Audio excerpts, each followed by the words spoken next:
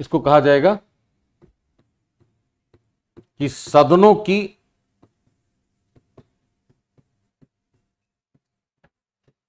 कार्यवाहियों के संचालन के लिए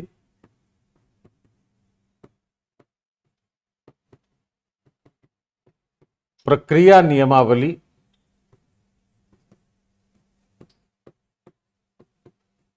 के निर्माण का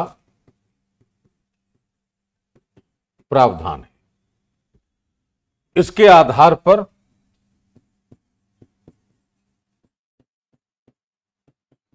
लोकसभा की प्रक्रिया नियमावली 1952 के नियम 298 में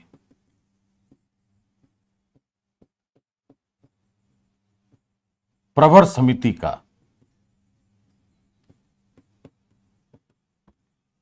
उल्लेख है।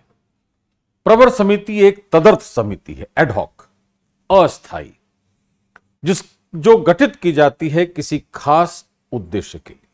जैसे कोई विधेयक सदन में लाया गया है, उस विधेयक पर चर्चा करनी है, उस विधेयक के प्रावधानों की समीक्षा करनी है, तो उस विधेयक पर एक अस्थायी समिति गठित की जाएगी और वह समिति उस पर समीक्षा करके अपनी रिपोर्ट सदन को सौंपेगी। उसके आधार पर हम उस विधेयक पर चर्चा कर सकते हैं। जैसे उसका कार्य पूरा हो जाता है, वह समिति विघटित हो जाती है। उस तरह की तदर्थ समिति को, अस्थायी समिति को हम कहते हैं प्रवर समिति या सेलेक्ट कमिटी।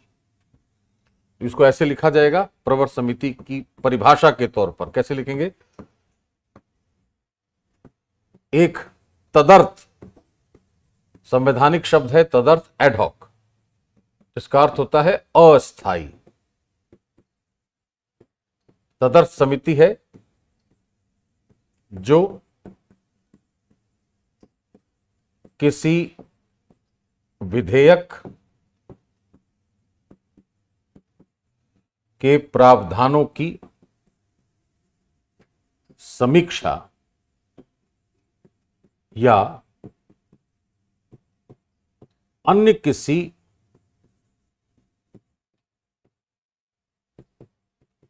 विशिष्ट कार्य के लिए गठित की जाती है।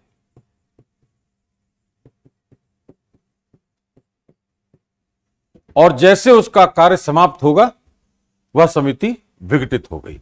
तो इस समिति का प्रावधान भले हमारे संविधान में प्रत्यक्ष रूप से नहीं है, लेकिन उसको संविधान से कैसे जोड़ेंगे कि चूंकि संविधान में प्रक्रिया नियमावली बनाने का प्रावधान अनुच्छेद 118 में है और उसके आधार पर जब प्रक्रिया नियमावली बनाई गई लोकसभा की, उसके नियम 298 में प्रवर समिति का उल्लेख है।